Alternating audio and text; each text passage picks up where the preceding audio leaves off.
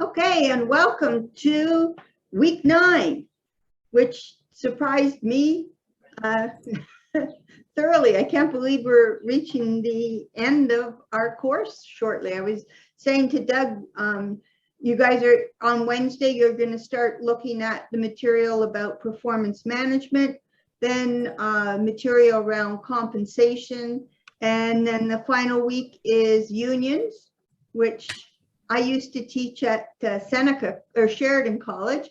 So one of my favorite topics, and then it's done. And you do, and I think you've all handed in your paper. So all that's left is the reflective paper. I did want to make a comment about the reflective paper.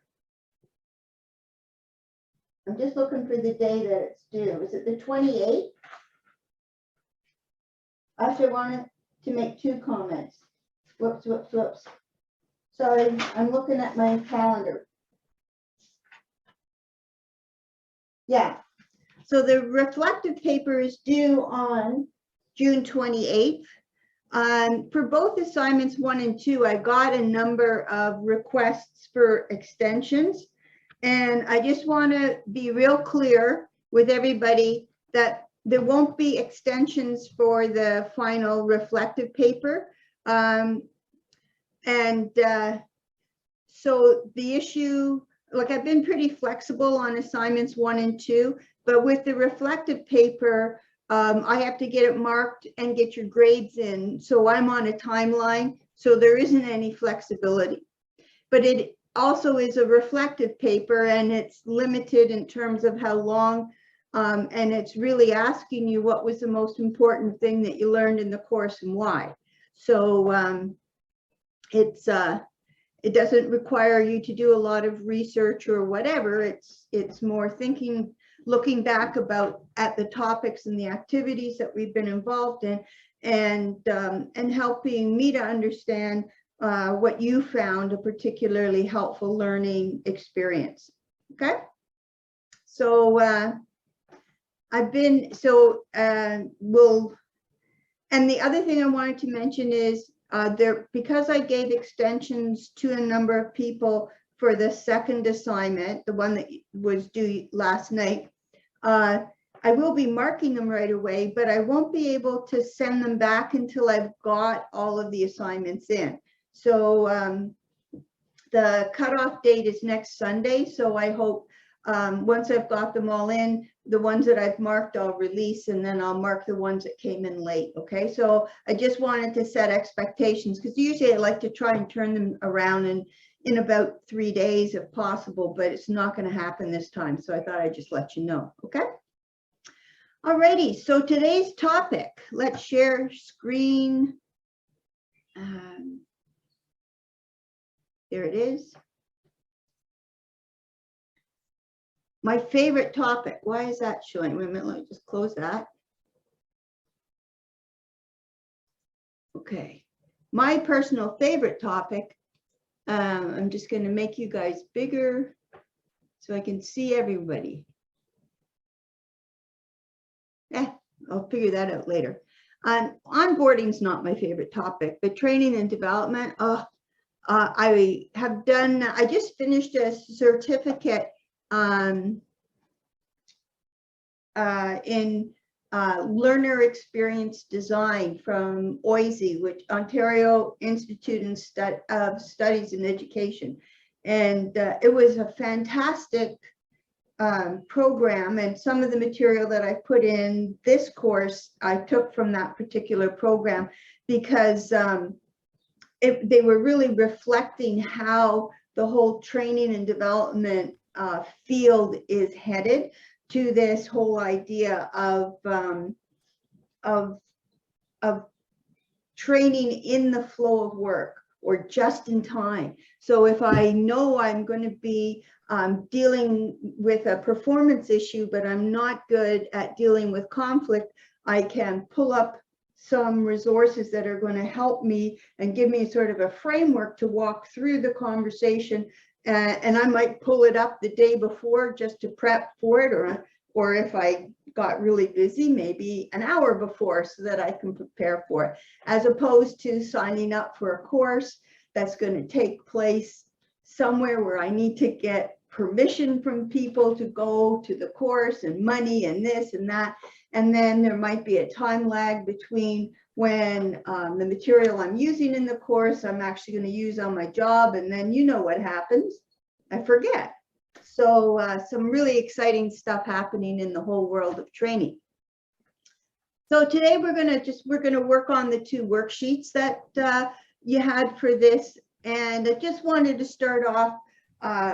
We've been talking about the recruitment selection process, and for me, one of the big changes in that is the whole idea of the candidate experience and how do we improve it. And honestly, it wasn't that long ago we didn't care at all about the candidate experience, or limited companies did.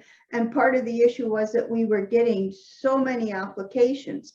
But just some interesting stats about why the candidate experience matters.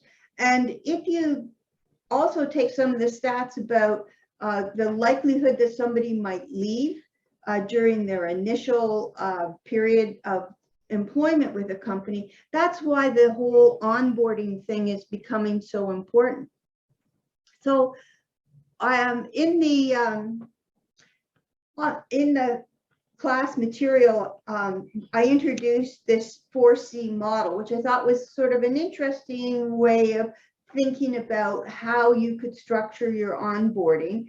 And so what I wanted to do is put you guys into 2 groups, and I'm going to have one group fill in the chart on compliance and another and clarification, and then the second group will fill in the chart on culture and connection, and then come back and we'll talk about some of the things you had. So the chart asks for examples of these things in the onboarding for your organization, and then examples from the sample organizations that were posted on our learning site. So then the obvious question is, how do you guys get the PowerPoint slides, right? Did I leave it open? If you go to the course site, so to our course site, and you go on today's facilitated discussion, I've already posted these slides. So one person from your group can go in and can download the slides and fill them out, and then we'll let you share it with us on the screen when you come back. And then if you guys can flip those to me, I'll compile it all together and post it back up on the board so everybody has all the material. Sound good? Any questions before I start moving you guys around? Okay, so let's start. I'm going to stop sharing and I'm going to start creating the groups. Breakout rooms, and I'm going to do 2 and just create them. Okay, so room 1 has got John, Marcia, Rachel, Rylan, and Steve. You guys are going to do the first 2 slides. John, you had a question. Yeah, I'm on the course site now and I don't see them. Maybe I'm blind, but I can't find them. Okay, wait a minute. I closed my site, which was And I'll dopey. pull them up. I had found them. They were within the content for today. Yeah, and facilitate the link. Okay, thanks. You found it? Okay. And room 2, let's see, Doran, Doug, Eleanor, Jessica, and Kim. So you guys are going to do the second 2 slides. That makes sense? Any other questions before I open the rooms and off you go? I'll check in with you in about 10 minutes and see how it's coming along and if you need any more time, okay? So 10 minutes would be 11:50. There you go. Start again. There we go. Okay. So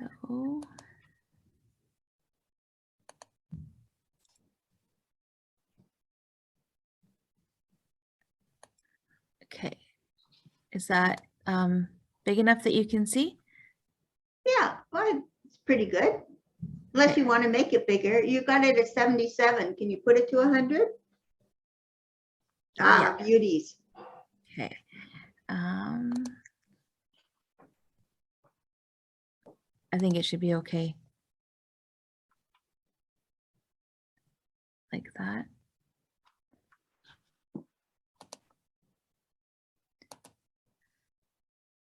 Of course, I look like I don't know anything about what I'm doing when I'm sharing my screen. Okay, so we got to compliance. So the few examples from our organization. So, and then for my group, please feel free to jump in because I was just trying to capture some of the notes that we spoke about. So for Steve, he mentioned like in his HRM, they go over policies and procedures with every new employee, and for the next week and a half, they have a trainer show the new employee how it applies to their day-to-day job. John is celebrating his 1-year anniversary with Dalhousie today, actually. Oh, congratulations. And so he mentioned that one of the things that was given to him was like a Microsoft list with everyone needed to talk to and about what and when over the next 4 weeks. So they had that information.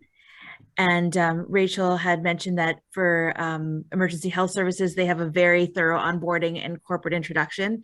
They have 2 days of orientation and a huge package of memos to review and sign off on, and also some testing to ensure that employees know what they're signing up for. Okay. And sorry, I just have to move my or minimize my screen here so I can see there. So, and so Rylan mentioned that actually she's gone through the onboarding process with RBC. Yep. And she mentioned that it's very well developed.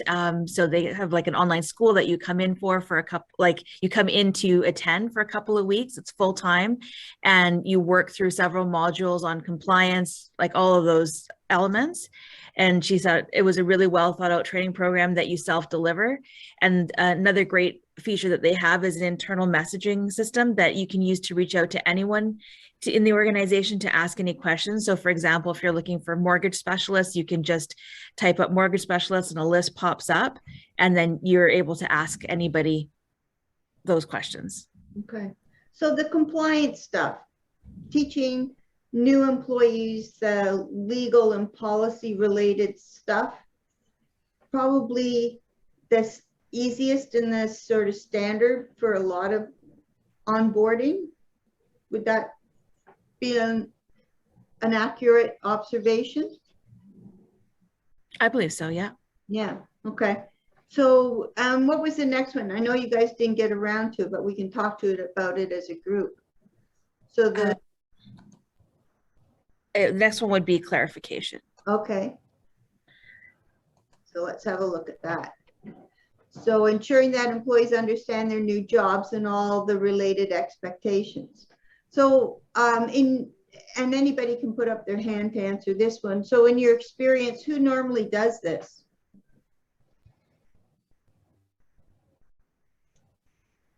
Is this an HR function? Yeah, Steve? So within our business group here, the supervisor is responsible for doing that. So we do regular check-ins with the employees. In the beginning, it's very frequent check-ins, make sure they're on track. As time goes on, we reduce that to like once a week, once every other week, once a month, until we're just not really doing check-ins on their jobs. Okay. Anybody else want to share their experience? Yeah, Eleanor. It's not across the entire institution, but we do have a few front-facing like customer service jobs that require an evaluation and feedback to say whether you're ready to actually go and do it. So you would be in training and shadowing and learning with your coworkers for a couple of weeks, even a couple of months sometimes until you're ready. And then there's a formal evaluation. So that sort of thing is unique to a couple of jobs at the front. It would be like an example as a tour guide. I mean, you don't start necessarily with a full back pocket of immigration history in Canada in both languages. And so you will do an evaluative tour first and see if you're ready. And if not, you can work on it again. So that's a good way to make sure that you're really understanding what's required of you and get a chance to improve. So you slipped a couple of terms in there, job shadowing, and what was the other one? An evaluation for a tour? No. No, it was like when you're hooked up with another employee and they're like your mentor. I only remember shadowing. Okay, so you want to explain to us a bit about the job shadowing in case somebody's not familiar with it? So a great example, so you can picture it, would be to learn how the payment system works. You would spend a day watching someone else do it. You might try it with them hovering over your shoulder, and then eventually you'll feel confident to take it on yourself. But you're not starting, I don't know, with a paper manual and the customer in front of you trying to flip through and figure out how it works. Right, okay. So from the sample companies, were there any good examples that you noticed that you thought they had done a pretty good job of helping people to understand how to do their job?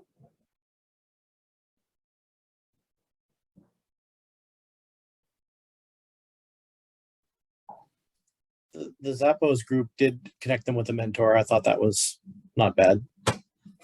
Yeah, and they had, for their customer service people, like they have a whole series of training where they're practicing answering the phones, answering customers' questions, and being evaluated in terms of their ability to do that before they let them go live. Yeah. I thought the RBC one was good, that they had like the peer, it was peer something, it was like a peer mentor of sorts, or peer partner, I think. And then they also had like regular manager check-ins at least throughout your first month. And then by like your second stage, you were working on like that's when they checked in again to make sure you actually understood what your performance expectations were, and also what your actual like duties were. Because I think by like I liked the 3 different stages. It felt a little more complete and a little more thought out, also because like in that first stage, and hearing from Rylan as well, that like, oh, they have those modules to complete, because I think that that's a little more thorough. And people probably learn in their own way during that, as opposed to like in a classroom type setting or something with a bunch of people. But I think like, you know, when you're starting out in a position, it can be a little like, you feel a little shaky and not sure about it. And you just think, okay, it might get better. Maybe by the second stage, you're not really sure, but they're going over it with you. And then by the third stage, that's when they're actually asking you about like working on a development plan and things like that. So it's like, you're really making that decision if you want to stay or not. And that's when they're trying to hook you and like keep you in that RBC culture. And they're telling you about all these perks you have and things like that. So it seemed like really well thought out and would appeal to someone like myself. Okay, great. So combination of people involved at this stage, usually the manager is involved. There might be peers that are doing some job shadowing and helping an individual learn the details of their job.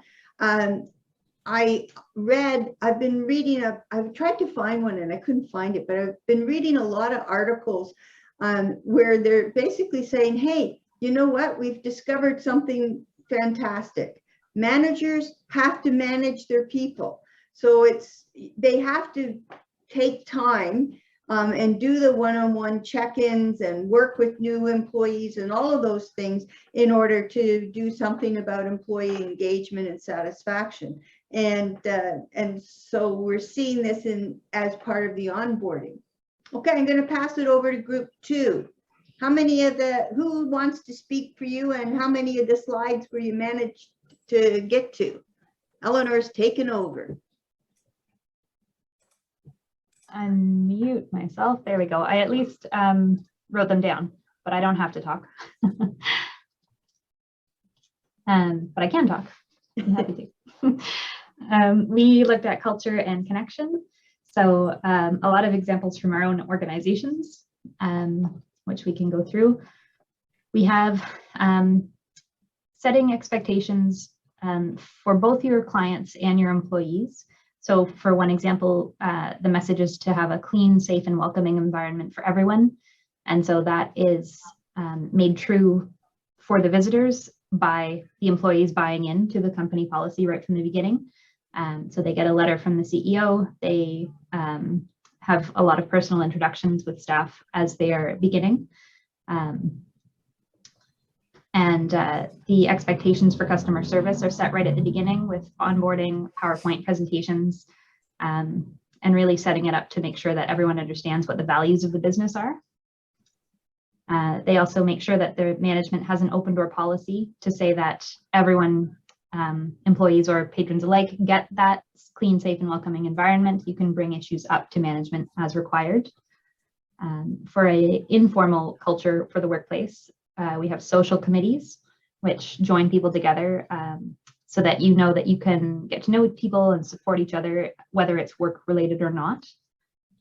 And then going back to that sort of that clean, safe, welcoming environment, or something my workplace has our signs up saying that it's a diverse, inclusive, safer space. And so that's set up for everyone, whether that's employees or patrons. Everyone has a clear expectation when they're coming in of what the values of the institution are. And we also have codes of conducts that everybody must sign so that you really actually understand what the culture and values are going to be about. And some examples we talked about are the Disney customer service model, world renowned, not to me. Doug had a great explanation of what that means to the business and in terms of giving people a positive experience that they will remember, because someone will tell their friend if they had a positive experience, but they will tell everybody if they had a negative experience. Okay. And an example from the readings was from Zappos, which was very funny, I thought, they had like Zappotarians and the Zappo family. They were all kinds of nicknames they gave each other. And it was interesting reading about the incentivization to quit, because if you don't think that actually this is the right job for you and you're not going to slog through to try and fit into the culture, to remove the financial burden and decide if this is the right place for you or not. Yeah, it's interesting. It started off as $100. So if you went through the training successfully, but you learned that becoming a Zapparian wasn't for you, then they were willing to give you $100 to quit. Well, they've upped the ante, and it's now equivalent to a month's pay. So you kind of do the training, and if you're sitting there going, you know, this isn't me, I'm not going to survive here, then they're making it financially viable for you to decide to leave, which is a really interesting approach. Yeah, and I think it really shows that if you are going to stick it out, it means that the culture is for you and you're ready to buy into it in those different ways. And we talked about, it was mentioned in one of the previous classes that a definition of employee of the organization's culture is the worst behavior that they're prepared to accept. And so when I take that definition and I apply it on the examples that you've seen in your organization, I'm kind of thinking to myself, yeah, these are the aspirational pieces, but I wonder if this plays out. Whereas in Zappo, when you're going through that training and you're involved in the whole cultural development and understanding what it is like to work there, maybe that's getting closer to really seeing what the real behaviors look like it within that culture. Great. And the last piece was, and maybe Eleanor, you could show it to us and somebody else from your group could speak to it. Yep. Can you still see it up there, the connection slide? Yes. Okay. Yep. Someone else can grab it. Who would like to talk to this one?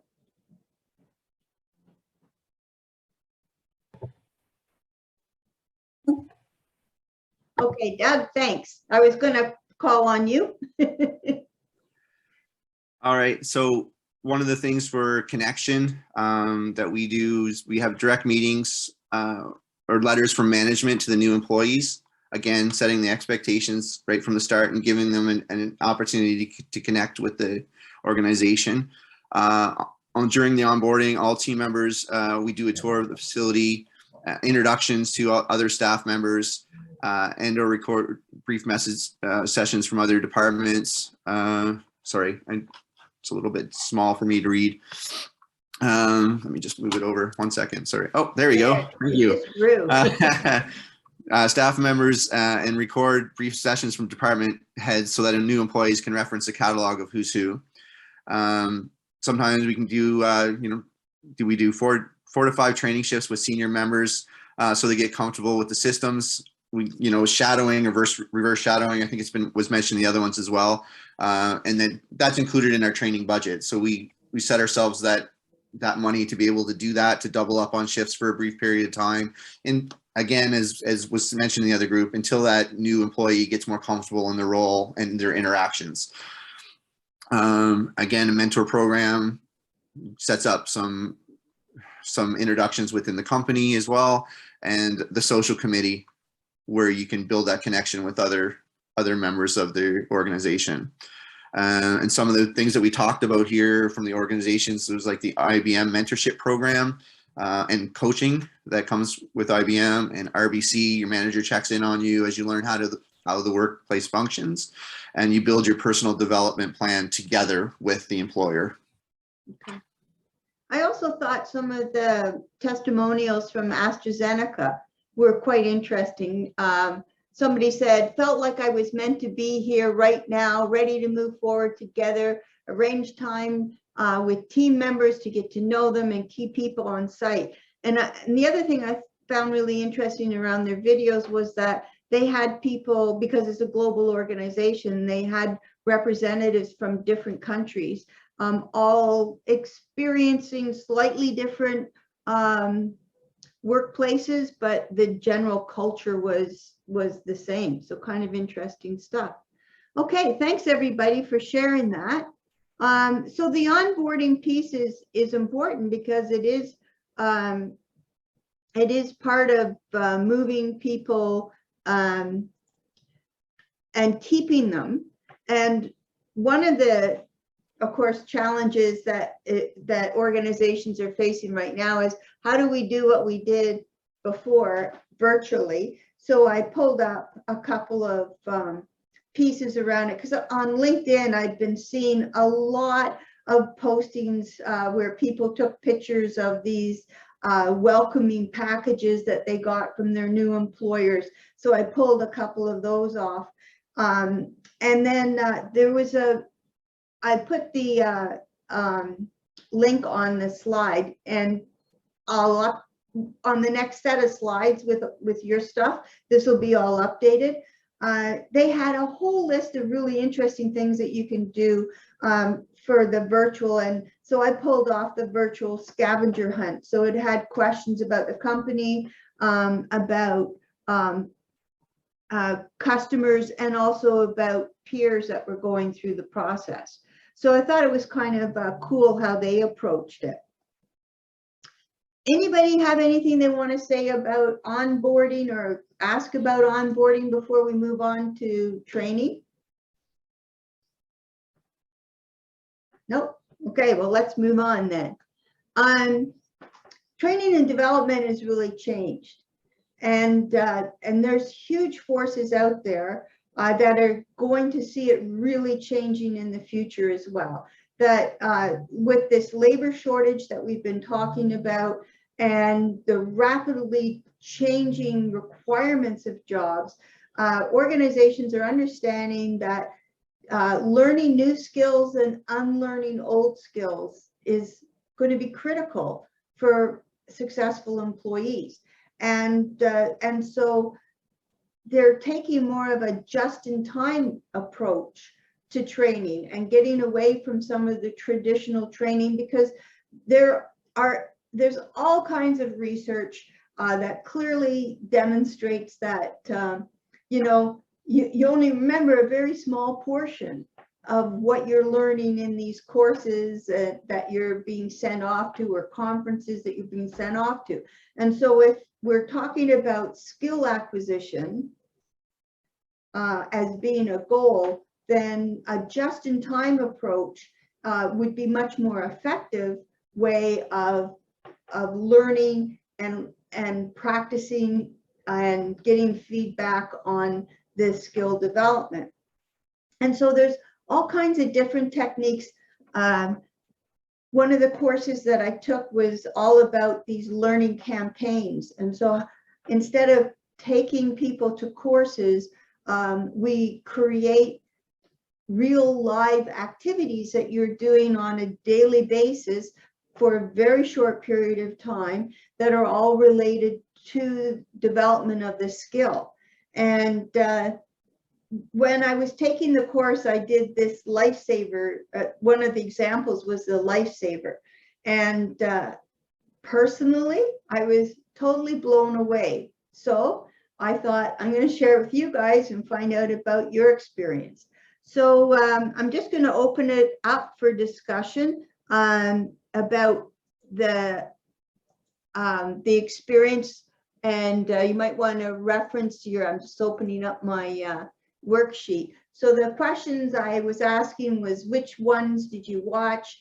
Did it seem realistic? And I know there's some people in our group that are probably needing these skills on a more regular basis than maybe I needed at Sheridan College, or certainly I don't need them at Dalhousie. It's going to be hard to do a lot of these things virtually.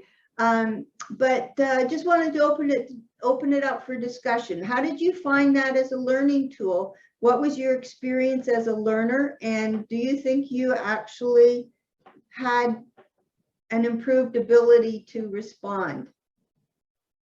Who'd like to go first? Kim does.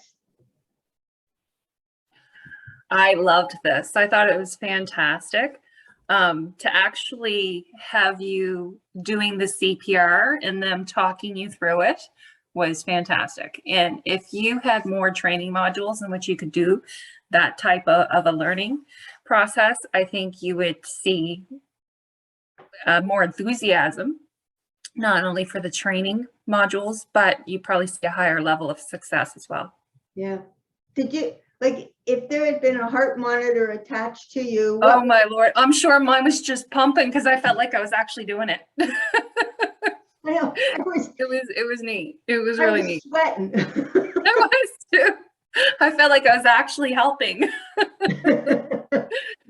Yeah, it was pretty neat. Yeah. So you did the I did the first one. Henry, I think his name was. yeah. The young kid bit. Oh, I was just, oh my God, we gotta get him his heartbeat and we gotta get him breathing. Yeah, you get so into it. Yeah, and I thought the young girl who kept on going, no, don't do this. I'm like, you yes, I wanted her to shut up. But I went, wait a minute, that's exactly what's going to happen. Oh, absolutely. I don't know how many times we've gone, you know, as first responders to a scene and we're there before ambulance and we're having to start CPR process with somebody who's unresponsive on the ground and having, you know, well-meaning members of the public trying to intervene saying, you don't know what you're doing, you're not EHS. And I'm like, well, we are trained to respond to these situations, so you have to let us do this. So, or family members trying to get involved when you're trying to do your best to get this person breathing again. Yeah, it's an emotional roller coaster, really. Yeah. Anybody else want to comment on the video they watched? Eleanor? I watched that one as well with Harry, and I also watched Rebecca, who was choking on a hot dog. And agree with you and Kim, it's the stress of being there. And for me, it made me cry because I was getting very emotionally involved. It was like definitely your heart rate was going. It was really neat. And I think because I answered the question sort of linearly, I'm like, what do you find the most helpful in how this is teaching you? And I was like, oh, well, the stress of this puts you in perspective for me not having had to do it before. It's so much more emotional than just sitting at a St. John's ambulance course. And so then the next question being, how could this be a similar approach used in your company? I'm like, emotional stress, maybe not the best way of transferring data from CPR to training in museum setting. So I did really like how it was an interactive video though, and that kind of thing, to repeat techniques that you might have heard before, or to put it into a quick time event kind of thing, was a neat way to recall information, I thought. So what about customer service? Can you see, because I mean, if you've got tour guides and if they're trying to manage a difficult participant, Mhm. Could something like this be used? Yeah, I suppose especially like against an aggressive customer who's not listening or not taking the answer. The thing is, like, the way this training was set up was, if you hit the wrong one, it would say try again, and you'd hit the right one. And so that is sort of the backup for having someone talk you through, well, why did you click that? And that wasn't the right answer. It does eventually guide you to the right answer, no matter what your initial response would be. So I guess in that way it would work. Yeah, so it could be quite interesting. Okay, Doug and then Jessica. Well, I was just going to say the same thing, you know, coming from a customer service point of view, these kind of interactions could be very useful. You could easily change the scenarios to different customer behavior types, and, you know, run through the situation in a somewhat less volatile manner. Yeah, the heart rate might get pumping a little bit, but ultimately, in the, you know, in the back of your mind, it's not a real world situation. So it gives you the opportunity, like was just mentioned, to make those mistakes and be guided to the proper answers without, you know, having the real life consequences of those wrong answers and escalating a situation beyond control. Okay, yeah. Jessica. I also have my heart pumping. I did those two, the hot dog and the cardiac arrest one. But I just found it really interesting. I work in a manufacturing environment. So just the prospect of taking training from the floor, which is very overwhelming in the beginning, and perhaps doing it in a classroom, but having an interactive style so you can actually keep some of the information instead of just reading it.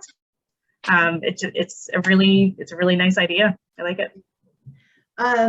So in the course that I was doing, or one of the courses I was doing, I loved this so much that I wanted to create my own tool that was similar. And I was just running it off of my little computer, but I used PowerPoint, and that allowed me to do the branching. So I came up with one that did so on the PowerPoint, you clicked on one or other button and it took you to an appropriate screen. Well, if you had answered incorrectly, it gave you some information, and then you clicked on something and it took you back to the original and then gave you the choice again. So we don't have to have a huge budget to create something that's interactive. But if you have a great budget, there's incredible software out there that will let you do it. Erin, did you pop up because you wanted to say something, or you just? I mean, in the most basic sense, there's a lot of things like this out there available, especially with like digital marketing. So like Facebook has kind of like little simulations as you're learning to run things on their platform. Google's the same, because they all have their own little academies that you go through to learn how to use them. And I mean, I think it's probably the most helpful way of learning, because in theory, you're seeing how you're supposed to be going through and creating your campaigns, you know, from step 1, step 2, and like they'll do the thing as well, where it's like, what would you do, this or this? And then it kind of decides which direction you'll go from there. But one thing I thought was interesting was I was listening to a Freakonomics episode about digital marketing. They were like, they don't really want you to know how to use it because it changes so quickly, and they don't necessarily update that stuff at the same time.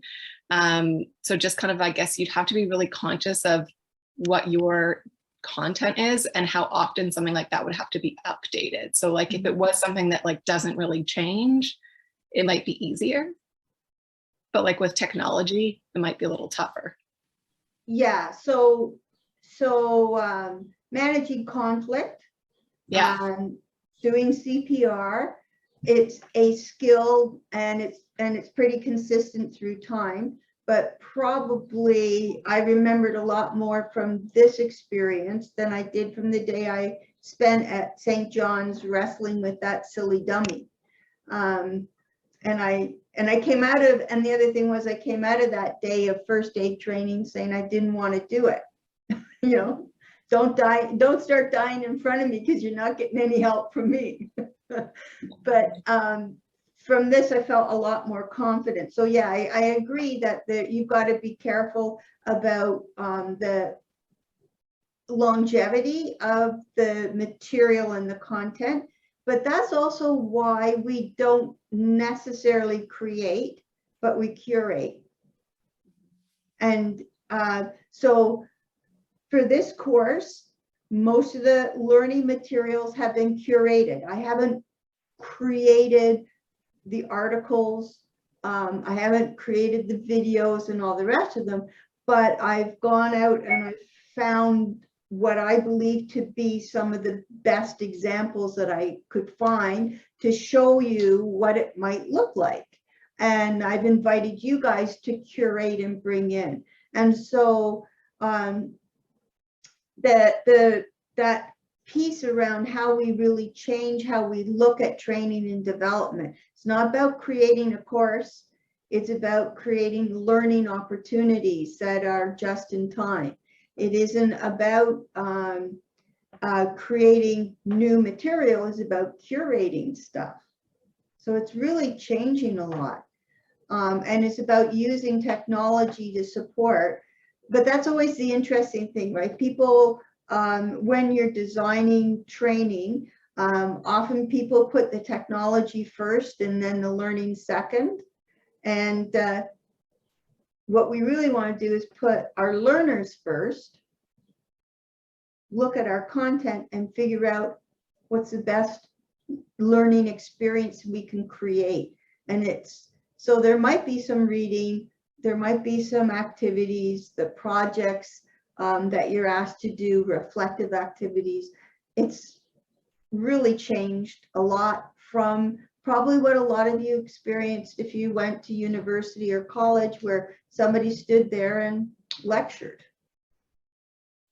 Has anybody had any training that they think might be more in line with this micro-credentialing piece? Or has your stuff been more traditional? More traditional? Kim, you're in a traditional organization though, right? I most certainly am. We're a bit of a dinosaur when it comes to these things, but I mean, I find that our HR department is slowly progressing in the right direction. It's just going to take some time to get everybody on the same page. Yeah. Like you said, we're a very traditional organization. And for many, many years, very militaristic styling. And I think we have to really take time to refurbish our brand and change what we're doing if we want to attract more of the right people. But I would think there is a lot of on-the-job upgrading kind of, or like. Absolutely. Yeah, absolutely. But I think the training process needs to change. Yeah. And I think once you have more people within that particular department themselves getting the proper type of training, you'll see more of it being disseminated to the rest of the organization. So it's going to be a learning curve, but I think we will get there. Okay. Duran, you had a comment. Yeah, and I just wanted to contribute here. I need to catch up on my reading. That's why I'm so quiet. But I will say that I've recently subscribed to our regional chamber of commerce, and they will put out sort of a billboard on training programs that they have coming up. And I myself participated in the social media one, and I was impressed because they outsource the trainer. So the trainer is current and has got credentials and usually has had success and is sort of on the trainer radar in the province. And they will only take a certain amount of participants so that the delivery can be tailored to each participant. They can take it away and apply it through the lens of their organization. And the way they structured it is virtually through COVID. The way you do it, you break people out into your work groups and bring it back in. I think it was longer. I think it was 2+ hours each session. Yeah. Two, maybe closer to 3. That allowed, so it wasn't more of a commitment for the weeks that you were in it. But it hit lecture, pre-read, workshop. It just, like it said, every training medium or format sort of the box was checked. So no matter who you were in the room, you probably were walking away with something. Yeah. Yeah. So I raised that here for the folks in the room that if you're not dialed into those resources, and sometimes it's free because it's been sponsored by your municipality or by the city or by some other program. Yeah. So my experience through that, I guess it really hit home for me through the pandemic was the amazing amount of material that's available online and for free. So if you can get into, for example, Gartner is one of the big HR consulting firms, and they regularly are running webinars. They're 1 hour. They are the talk, but it's really interesting to hear some of the direction things they believe things are going. And so to me, if I were trying to incorporate that into a corporate environment, it's get a bunch of people to watch the webinar, and then let's get together like a book club and have a discussion about what we heard, questions that we might have, and if we're going to apply, is this applicable to our workplace, and how might we move forward on some of these things that we could be doing. So there are so many opportunities out there to curate some unbelievable knowledge from world-class thinkers. And I think that's why in these courses I have that section about the big thinkers, because they've got incredible stuff out there that you can use. So the challenge is, how do we, we spend a lot of money finding the right people. We want to make sure that once we've got them, that they stay and that they have the opportunity to be productive. And so onboarding is so important. But then throughout their career, that whole idea of hiring somebody who's an agile learner, who understands that a big part of their job is to learn and to unlearn, and is willing to do that. You guys are all great examples of agile learners, right? But it's you can probably look over your left shoulder and see somebody who might be an example of somebody who is less agile and maybe thinks they need to know all of the answers just by knowing them. So it's quite interesting how this is changing, and how like if you looked at the chart about how training and development has changed over time. We're into a new era, and it will be quite exciting, and hopefully lots more stuff like Lifesaver that you guys will be able to use. So with that, I'm going to say goodbye for this week. I hope you enjoy performance management. I'll hang around for a couple of minutes if anybody has any questions. And don't expect to get your assignment 2 back until I